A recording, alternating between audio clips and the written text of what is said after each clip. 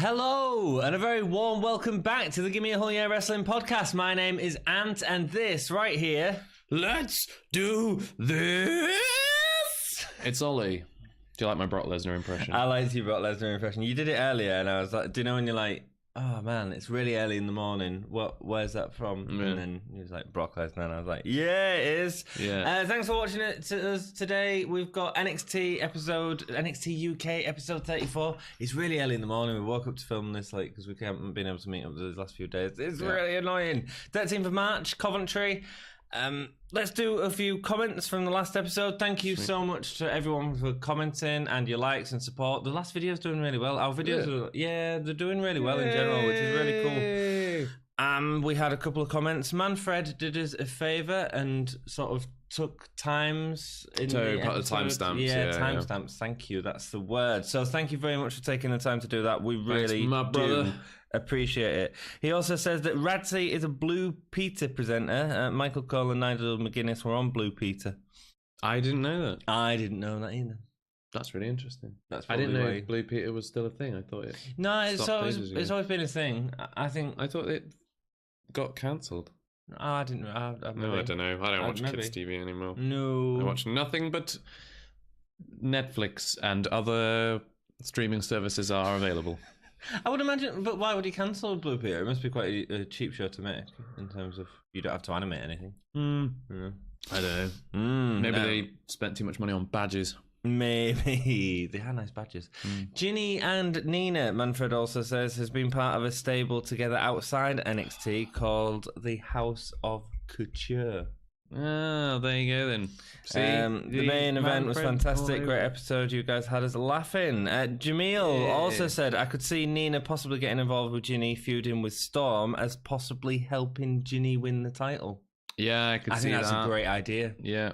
I don't think I want the title on Storm that long.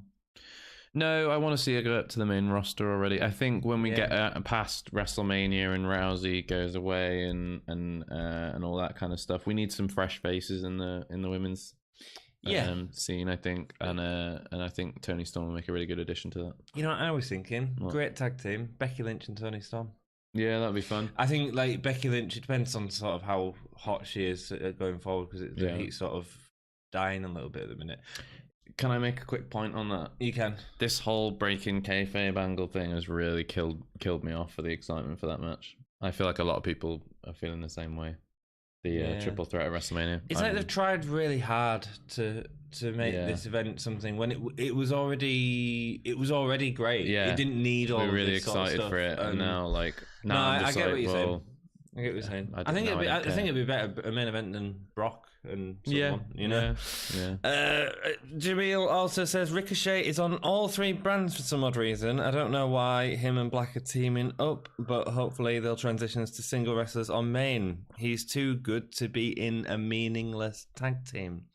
I was watching Fastlane last week, and I said something to Dom. I didn't think I'd have this opinion on it. Okay. I think putting him in a tag team with Ricochet is a fantastic idea. And I think... Who? Aleister Black? Aleister Black. Yeah. Right. The tag team matches have been really good. Look at the Fastlane match. It was great. It was such a good match. If you look at when they brought up... There's a couple of exceptions. The exceptions would be like Kevin Owens and Finn Balor. And that's about it. Yeah. There's a couple of... You look at when Shinsuke Nakamura was brought up, and it was just a feud with Dolph Ziggler forever, and then a bit of a feud with Baron Corbin. Yeah, he got a main event push, but that was because of AJ Styles and Nakamura's history. That's the only reason that he was in WrestleMania that year. Yeah. If you look at Bobby Roode didn't even get that. He had a feud with Dolph Ziggler and then just disappeared into nothingness. Everybody gets a feud with Dolph Ziggler. And they do, yeah. So I would much rather have these two come in as tag teams and put on stellar matches against some awesome teams. I personally think they're winning the Raw tag team titles at Mania. I think that's going to happen. And I think that's a bigger moment than a feud with Dolph Ziggler. Yeah. You know? I mean, The only thing I will say is that both Ricochet and Aleister Black, I think I don't want them to get relegated to like revival tag team nonsense where they just get abused over and over again. Like Aleister Black needs to WWE champion at some point, as does Ricochet. Then we could have said that about Bobby Roode and Shinsuke. Well, yeah. And they should have been. They should have been. Samoa Joe. And ultimately, there's not enough time to have all these people. And we want, if not, it's just complete hot potato. And then we'd be complaining that the title I think means Aleister nothing. Black, though, has everything that you need to more be than able Shinsuke to... Nakamura. See what He's I'm saying? different. I think he appeals more to Vince and that market, I think, than Shinsuke does. I think Shinsuke is an amazing talent, but if I was going to pick Aleister Black with that persona and that character, or Shinsuke Nakamura with that persona and that character, I'd probably go with Aleister Black. I'd go Shinsuke. So yeah, I just think he appeals more to American audiences. Yeah, and then look at Finn Balor as well. I mean, Finn Balor's, when he comes out as a demon, he's over. Absolutely, and they're sort of giving the Universal title, and then that awful injury happened and sort of stunted that. Yeah. So yeah, it's a really interesting topic, but I do personally think that actually this is an okay way to go. Yeah, I do. And it's better him having this than a feud with Dolph Ziggler or Apollo Crews or 100%. something. 100%. Which I think would be where they would be at the minute, unfortunately. Absolutely. So, rock and roll. Coventry. Yes, Coventry. NXT UK 34 review. Yes. See Johnny Saint coming out the car park. Thank you so much for all your comments. We do appreciate it. Clearly, Johnny Saint and Sid Scarlett have been dealing with Gallus, who have been selling them drugs in the car park, because that's what Gallus do. And Johnny Saint comes over twitching a little bit, and someone should be... He was actually shifty, man. Yeah, it was weird, wasn't Someone it? should call I think the he kept looking at Sid Scarlett like, am I doing okay? What words do I have to say? Something, something, something, right now. Yeah, right now. Let's just get out of shot right now so that I don't have to say anything else. Sid Talks lets us know about tonight's the debut of Kaylee Ray, as well as the main event of the Coffey Brothers and against Walter and Pete Dunn. Let's go watch it right now. Let's go watch it right now. Let's get out of shot right now. Flash Morgan Webster versus Wolfgang with Gallus. Although Gallus wouldn't stay around. No, sorry about that. And that was wrong. I'm all for this, actually. I'm all for Gallus having a feud with Mark Andrews and Flash Morgan Webster, because they feel like a really legitimate tag team. And I think if you're going to build up Gallus again, then they need to either have a win on a tag team, or you put Mark Andrews and Flash Morgan Webster, give them the win, and it pushes them to the next. They're on that sort of same level, I think this was a one and done, and I don't think it will get into a tag team thing. No, because I think, judging by what happens later on in the show, Mark Andrews has got his own program laid out. Can't wait to talk about that. Yeah, I know. Cool. Flash Morgan Webster, I think he was too conclusively beat. I think that's the end of it. I think it was a one and done. Okay. Fair enough. We'll see what happens. Well, at some point they're going to meet up anyway. So Flash looks sweet in his green and orange striped suit. It was hilarious as Webster jumps onto Wolfgang while he was punching him, and then fell off, and then while still punching the air. It was funny. Wolfgang starts arguing with the ref early on, not wanting to relent in his attack early. Wolfgang puts Morgan near his armpit. Mm-hmm. Whilst Morgan pulls the strangest face I think I've seen in wrestling in a long time. It's very memeable. It is, isn't it? It's that troll meme. Yeah. Is that what a meme is? I'm not really with the kids. Yeah. Well, yeah. You could. It's like it could be on par with the Vince McMahon gif of just him going like. Yeah. Oh, it is. It's the weirdest look of all time. He was like wedged into his armpit going. Maybe it just really smelled in there. Maybe. I was trying to think what the move was, but it's it's called like a groiner or something. I can't remember what it's called. It'll come a grommet. That's what it's called. Okay, cool. Well, there we go. He had him in his grommet. Sounds horrible. I know it does. It sounds like an STI. Flash goes for a nice suicide dive whilst the camera is focused on Wolfgang, showing he wasn't anticipating it. I really enjoyed this work by Wolfgang. I enjoyed the fact that they could leave a camera on someone who was outside the ring, not anticipating a move, and he's just sort of there, still dazed, and catches him at the last minute. Yeah. Good work, Wolfgang. Yeah, good they work. pick their camera angles well. They pick their shots well. Flash gets a nice senton on Wolfgang's back. Morgan tries to do this move where he flies around the turnbuckle to double drop kick Wolfgang, but gets caught. It looked really funny, didn't it? It looks really fake. Like, I've just talked about how Wolfgang was really good at not telegraphing something, and then Flash Morgan Webster did this really slow motion move where he was clearly going to get caught. Do you know what I mean? Yeah, it wasn't great. No. It looked like a very, very, very slow 619. It did, didn't it's it? Like, I'm coming. As he swings around the post. It was pretty naff. Make sure you don't catch me. But like, Wolfgang's a big guy. Morgan Webster's like a small guy. Like, just hit him. Yeah. Right? Just Kick hit him, right? And if you don't catch it, you'll survive. Yeah. You'll be all right. Wolfgang continues. Powerbomb on the apron. That looked rough. Looked really good, looked smart. He wins with the caber toss. Caber toss. You know what that is? No, not you know what a caber toss is? No. So caber toss is something they do in Scotland where they get giant logs. Oh, is that what it is? They throw right. That's a caber toss. Okay. Yeah. My cousin does caber toss. Seriously? Yeah, he's giant though. He's like 6'3" and built like a brick poo house. Well said. Like a brick chip house. Holy chip. Holy chip. I like Wolfgang in this match. Yeah, it was like Wolfgang did a really good job. A kind of one leg hooked back suplex into a cutter. It was class, wasn't it? That finish. It was weird. Yeah, I didn't catch it as much as that, but he hooked one leg, threw him over, and then caught him into a cutter. Yeah, I was trying to think what a caber toss was, but I couldn't think. So thank you for coming upstairs and filming a podcast with me and informing me of what a caber toss is. I like Wolfgang in this. I liked his arguing with the ref. After the match, he was arguing with the ref. He was arguing with the guy in the crowd, probably getting in his face. He might end up getting in trouble for that. But so I'm not going to focus on that. But the arguing with the ref, I really want to see Wolfgang, because there were some real nice moments he was doing with the ref. Yeah, I really want to see him start feuding with the ref during each match. Every match. That'd be really cool and ref different. Feuding. Yeah. And then eventually ends up having a match with like 20 refs. Just like wades through them like like Neo in the Matrix against all the Agent Smiths. Yeah, all in there. Stripey white. I thought that'd be cool. Flash Morgan Webster was looking good. I think he's continuing to most of it muscle out and shred down a little bit as well. 6-1. Oh yeah, sorry, yeah. So I think his offense was looking better than ever, but also I think physically, because we said quite a lot of episodes ago about he looks a bit baby looked fat. like and how he was like shrinking down. I think he's like lost weight again. Oh right, okay, cool. He was looking I haven't good. noticed, but with the performance, looking good, Flash. It would, well done, Flash. Looking Flash, yeah, Morgan. Good for you. It must be so hard, like if you don't, because Jesus, I ain't got a body type for wrestling.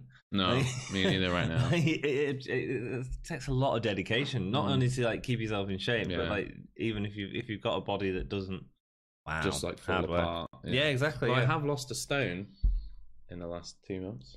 So have I.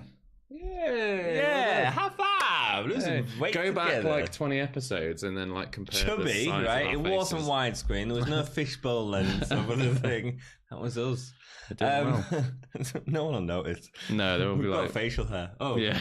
The facial hair was 2 months less grown. They were like, who cares? Yeah, exactly. Who cares? Start talking about wrestling. Yeah, quick video of the Coffey brothers' domination. Didn't show them falling off the turnbuckle though, did they? Nope. Kassius Ohno interview next, saying he brought British style to the NXT UK. He's coming to face NXT UK, and he's faced original British wrestlers like Johnny Saint and William Regal.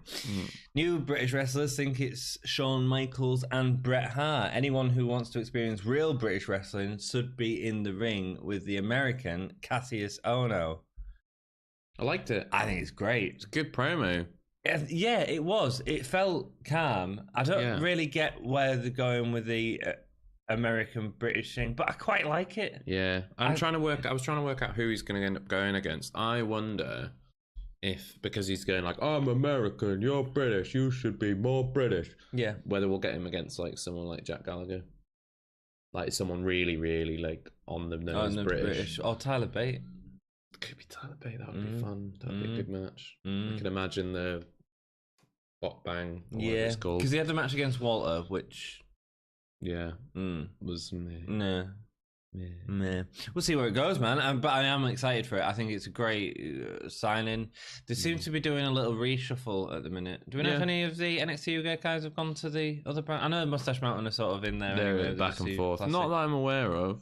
I mean, obviously, but I mean, Danny Burch has been over there for ages. So the easy thing about NXT UK and NXT compared to something like 205 Live is that they can come and film 2 days, and that's why Walter's in NXT UK, because he can come and film 2 days and do a little bit of a tour for a couple of days and then go back home. You know? And crack on with whatever he's doing. Yeah, I imagine Walter likes spoon making. Spoon making. Yeah, man, that's how he relaxes. Or like whittling. Whittling away. Yeah. I reckon so. Makes his own like little like reeds for mouth organs. I reckon. Oh yeah, man. Yeah. And like clogs and stuff. Sit there and be like, that is out of tune. You know, I love Austria, man. Austria's such. I've never been. I'd love to go. Oh, it's beautiful, man. It's beautiful. I've been to Switzerland. That's very nice. Awesome.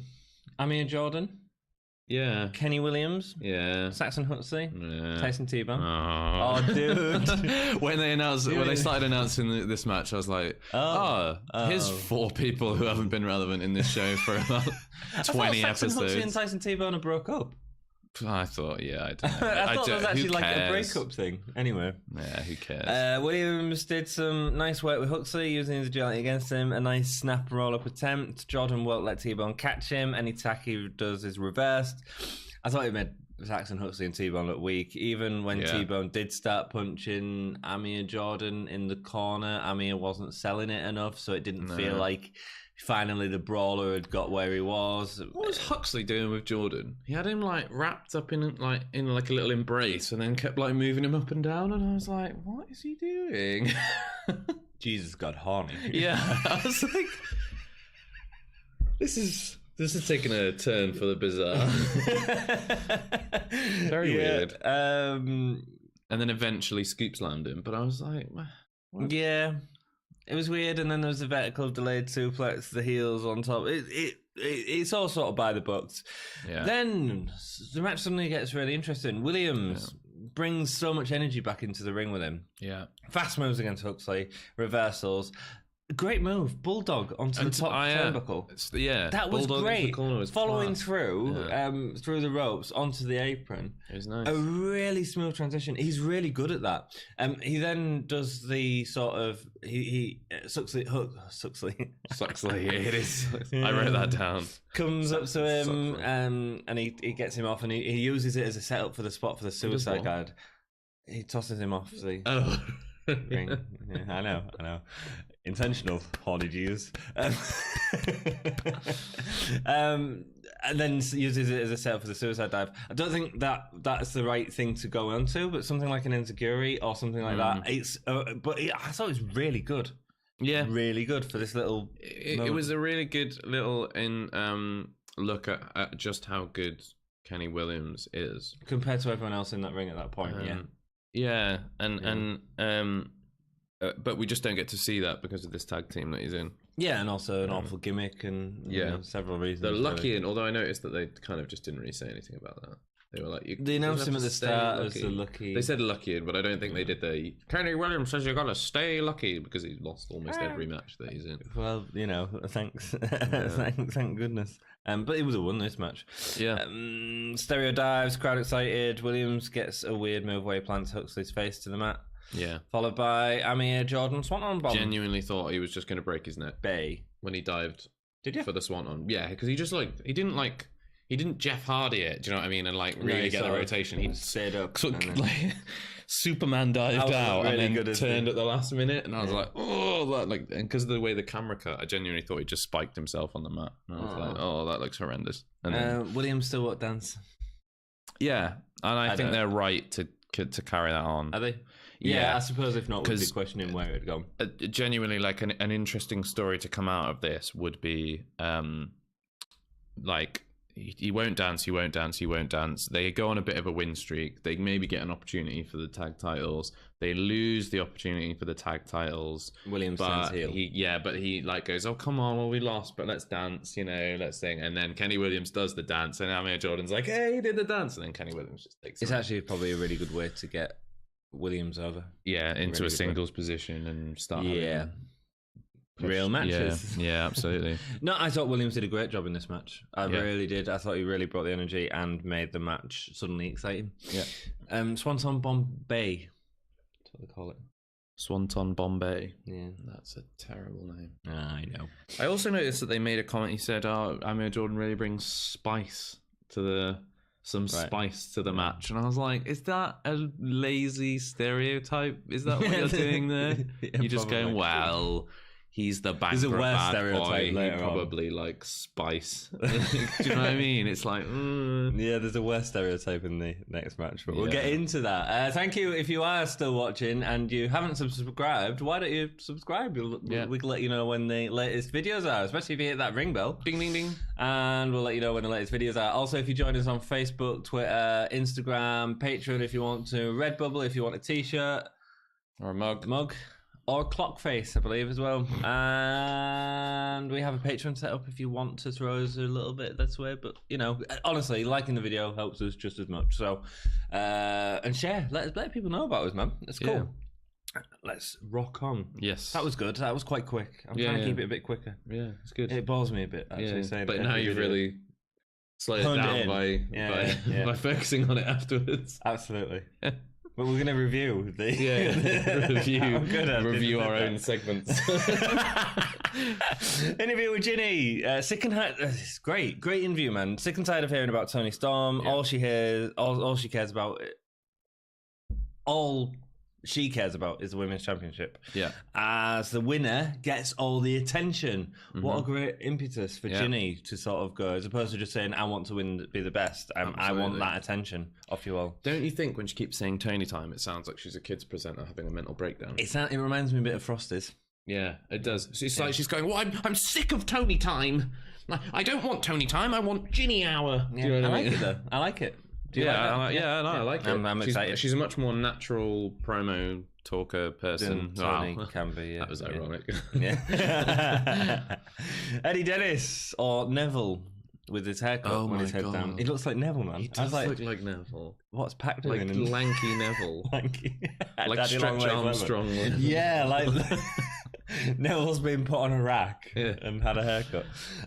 Next week he is against Ligero, a man in the wrong place at the wrong time. Another victim for Eddie Dennis. Good promo again. Menacing Eddie Dennis is back. We'll see much prefer calm Eddie Dennis to wigging out Eddie Dennis. Do you know what I mean? He's probably going to come in the ring and wig out when he's like, I'm going to take you out, rather than when he's like. He's probably gonna wig out as soon as he gets in the ring, you know that. Noam Dar comes in a suit, looking swish, man. He even had socks. Yeah, I was with like, his shoes. But the thing is, when he came out wearing like all black suit, like hair, like a little bit kind of, do you know what I mean? Turtleneck, like, man. The turtleneck. I was like, turtleneck was the instant. That's a heel. Heel. Yeah. This is gonna be a heel promo. I think it's a big mistake. Noam Dar's here to stay. He's been keeping a close eye on NXT UK. Gets booed when he says the next show is in Glasgow. Yeah. I don't think he sort of expected that, and then it sort of turns into a heel promo. Yeah. The rest of NXT has filled the boots. It needs to, and NXT needs him. I have no idea what that sentence means. But yeah, he's not going to be a flash in the pan like all the cruiserweights who've come into 205 Live. Mark Andrews being an example. Mark Andrews comes out to confront Dar. Great promo. Took his time with it. Came across as really natural in the ring. Yeah. Here's my issue with the direction.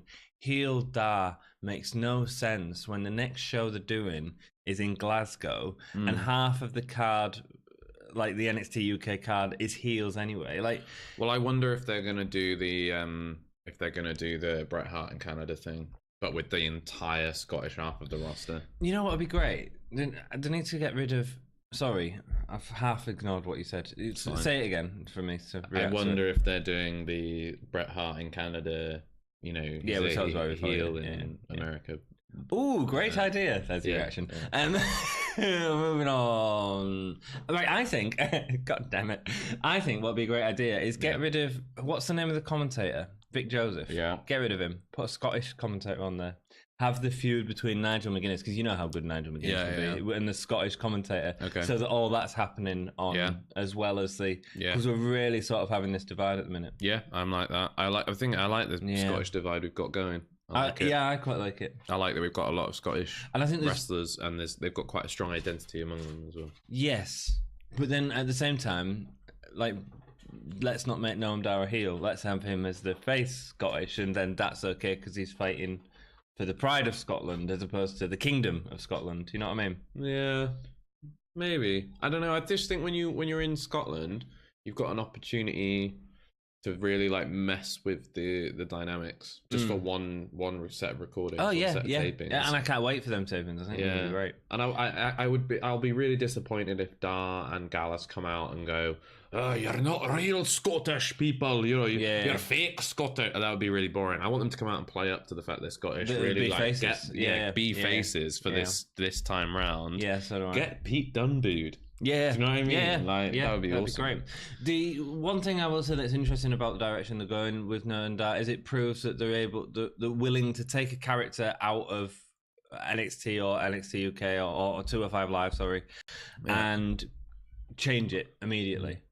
Yeah, for the direction of the company, well, and I think that's interesting. Different in NXT UK every time he comes out, doesn't he? Like, yeah. But if you think about like Jack Gallagher coming out, that could mean we could get Jack Gallagher face or Kassius Ohno. It's like we can do a complete spin on him. Yeah, I quite like that. Yeah, cool. That's the right way to go, I think, as opposed to keeping the superstars sort of on a straight and narrow. A little bit of flexibility is always nice. Noam Dar is very funny. I enjoyed the promo. It was relaxed. It was natural. It was good. What were the crowd doing at one point? They were just sort of going.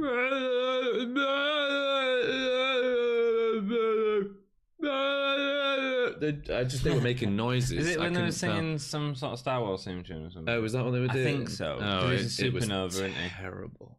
It was really bad singing. No, it won't made out. Maybe it was Star Wars, maybe it won't. Jamil's gonna let us know, man. Yeah. Jamil's gonna be like, "Hey, I was there." You idiots. Clearly, that's Muse's Supernova song from, and it sounded cracking. Yeah, it was the best rendition. I feel like, wow. Xia Brookside, proud to be Brookside. Basically, telling Paige's story in Fighting With My Family. Yeah.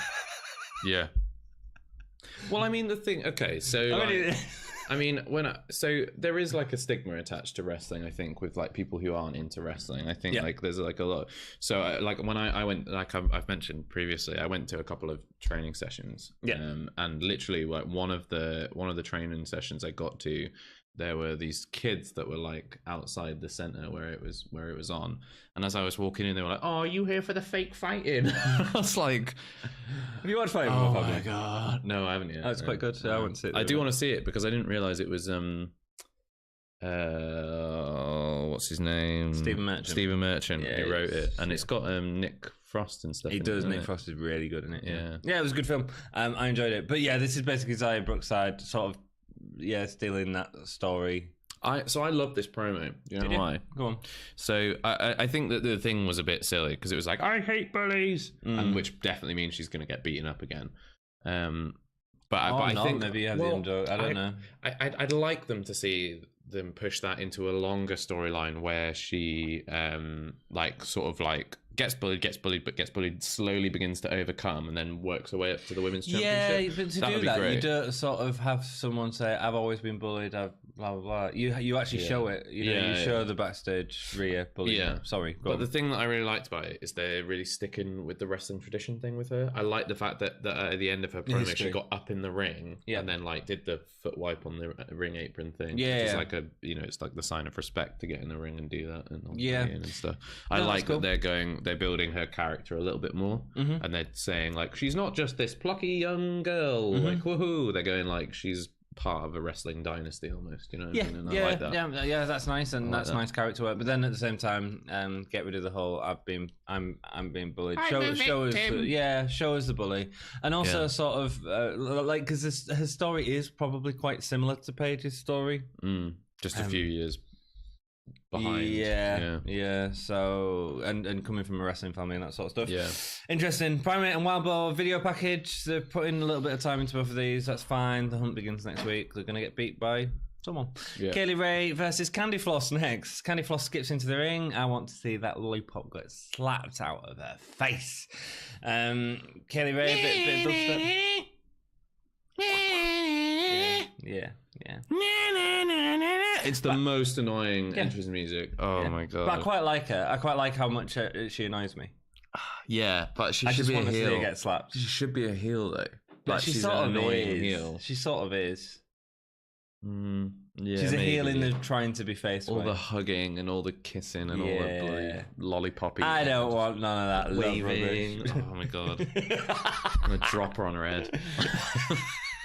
In a wrestling context, not in a. Not in an abusive Kaylee Ray way. dubstep entrance. Fine. Yeah, Yeah. fine. Yeah, it wasn't out special, was it, this debut? Kaylee Ray works over Candy Floss's arm. Nigel McGuinness says, just like let me start again. Nigel McGuinness says, just like most Scottish birds, she's got a gob on her. Yeah. So I think he is Stereotype. quoting Nikki Cross at this point. Oh, is I think it? he's quoting something Nikki Cross said to him. I think. He just came across as a racial stereotype. It did.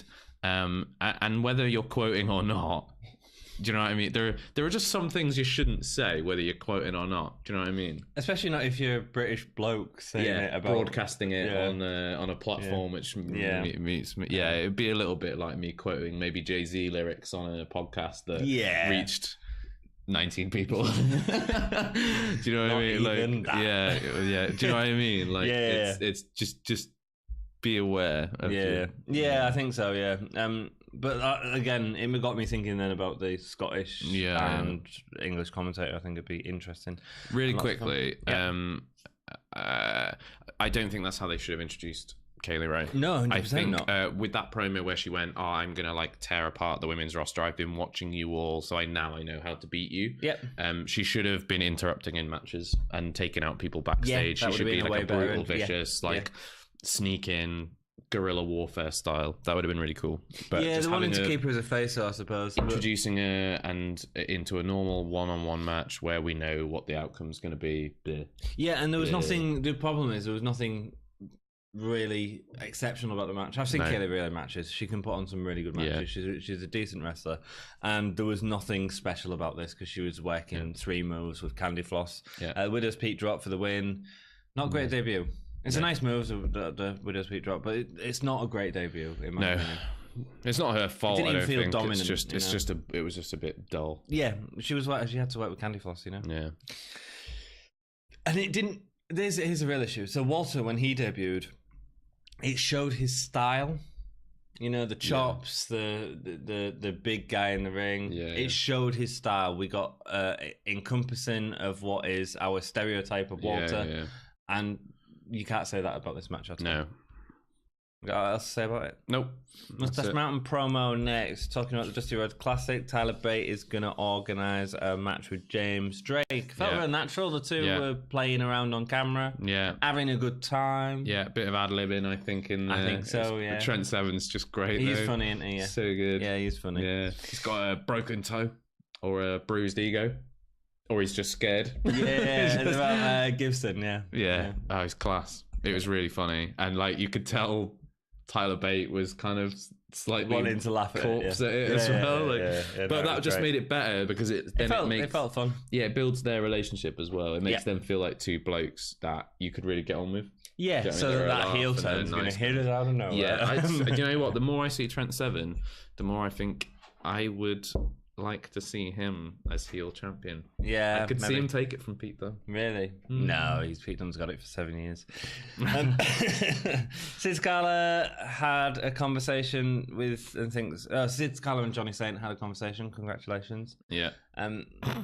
Wasn't much of a conversation. No.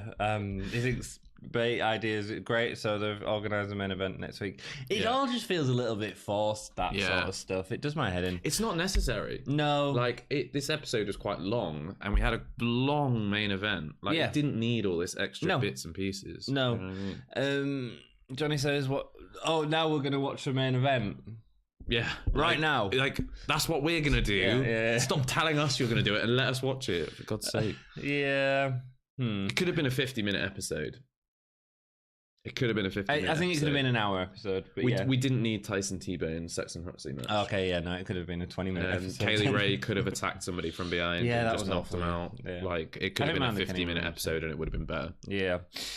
Walter's entrance looks amazing here. Yes. Oh, sorry. So it's Walter and Pete Dunne versus the Coffey brothers. I made quite a few notes because it was such an interesting match and such an interesting story for a match as well. Do you know what I really like? Just before we get into it, Go. Gallus' entrance. They did it earlier on in the night, and they did it here as well. Their handshake, their three-way handshake, I genuinely was like, what are they doing? I thought they'd made a mistake the first time round. I thought like two of them had gone for a handshake and the third had just gone at the wrong time. Is that actually but it actually works really well. I don't know how you do a three-man handshake. I mean, it sounds like a sex move, but I don't know how you do a three-man handshake.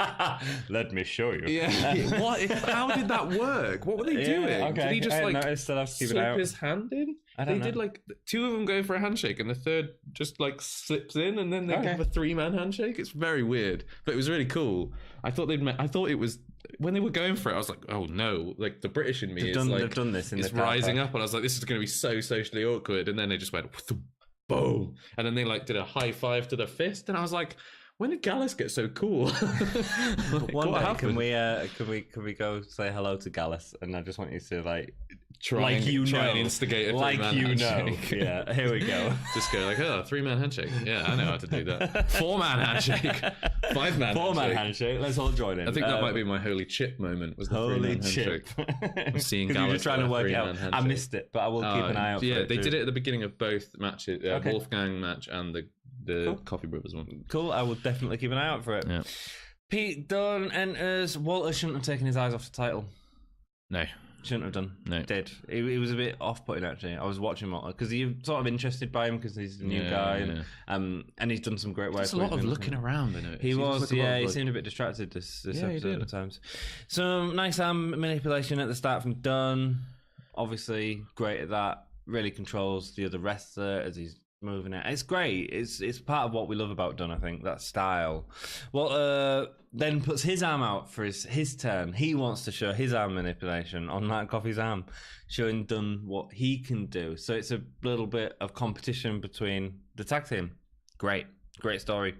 Walter puts out his after Mark gets a chop, he quickly reverses for the tag. That was really funny. You see Mark get the chop and then you go, okay. Just runs away and Walter's like chasing him around the ring, like, come back here. You dare chop me. Are you serious? Yeah, I know. Yeah, great. Really fun because we know what it means, you know? Yeah. Joe can't get Walter down. He keeps running into him and they start having this like shouting in the ring type thing. Yeah. It's really good. Joe Coffey felt really intense, really like he was going for something here. He felt relevant again almost. Dunne delivers a chop. Walter wants to get in. Again, we know that Walter's getting in to deliver his own chops to show us what he can do, what we know he can do. It was nice that Pete Dunne held Joe Coffey for the chop as well. Yeah, it was, And when it happened, like sounds a awesome. shotgun blast to the chest. Amazing, electric. And then Dunne and Walter end up face to face. So we've got this. I'm going to show you better than you. The two get distracted by the Coffeys, but quickly dispose of them on the apron again to end up face to face. Like we're going to deal with this, and then we're going to have our thing. Yeah, wonderful stuff. Pete with a great missile drop kick to Coffey's leg. They've done this a few times in NXT. I really Tyler like Bate it. and Trent Seven have been doing it as well. I really like it. Yeah. It's really different, especially if you've got a guy that sells it. Because normally every drop kick from the top rope is always to the chest because that's the easiest target. Yeah. But like actually seeing just like a little bit of different offense, making him do like a front flip from the knee. Do you know what I mean? Like it was crazy. Not only that, there's an element of watching it, and we've seen that drop kick so many times that we go, "Oh, he's botched." Oh no, he ain't. No, he's aiming for the knee. Yeah. Cool, like it. Tactical. Nice point as Mark gets a sneaky tag as Pete is jumping to avoid Joe. Mark catches him in midair, slings him back into a German. Really nice. Yeah. Pete Dunne struggles for a bit and Walter gets a tag and is easily able to switch between both Coffeys with an awesome boot, some snap Germans, and a tea bag on Coffey's chest. They replayed the teabag as well, didn't they? Yeah. It is still a teabag if it's on the chest, isn't it? He basically put his testicles on. It was very odd. It made Walter look weird actually because he kind of ran in with these funny hands. He like ran in like a T-Rex. He was like and then dropped down. It was very strange, but I mean, fine. Do you want to see more teabags? I can't say I want to see one Walter teabag, to be honest with you. Yeah, I think if you're going to teabag him, you do it on his face, to be honest. No, generally, like, you know, can you like, imagine the Walter coming down with that amount of force onto your face? You know, the Banzai drop Yokozuna, innit? That's all it is. Yeah. Oh, that would be horrendous. Yeah. Joe gets caught with an awesome forearm by Pete Dunne as he's jumping off the turnbuckle. Coffey's took a lot of punishment in the match, but I thought they looked really good doing it as well. They both did a great job. Yeah, never been a massive fan of Mark. Mark really shone Mark out was here. great. He really did. Was good, yeah. Whilst Walter had Mark in a Boston Crab, Joe comes in, delivers multiple shots to his chest. Walter's just like, nah, mate. And it's great. It's really fun. I love that. I think it's great, and I think it made the match great. Obviously, Walter gets up and thunderous. Biggest one we've seen, I think. I think so. Yeah, and Joe sold it incredibly. Yeah, just as well. like hit the like, deck in the corner, like shivering on the table. God. Leave me alone. It's great. What's that?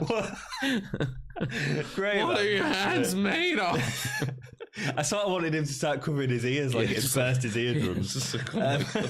Just like rocking back and forth. The nice point. It is my kingdom. It is my kingdom. Oh, we're getting to the kingdom moment, don't you worry. Nice point as Walter had both Coffeys from behind, going to try and deliver what? Nothing. I just write the innuendos. I don't intend for them to happen. Joe's holding onto the ropes, so he can't get the suplex. Pete Dunne comes, arm manipulation, gets him off the rope. Really good stuff. Yeah, man. It's that peeling off of the hand from gives him the hand snap, and it's the right point. Double German suplex. Double German. Fun. Looks fun. Really fun. Yeah, really good.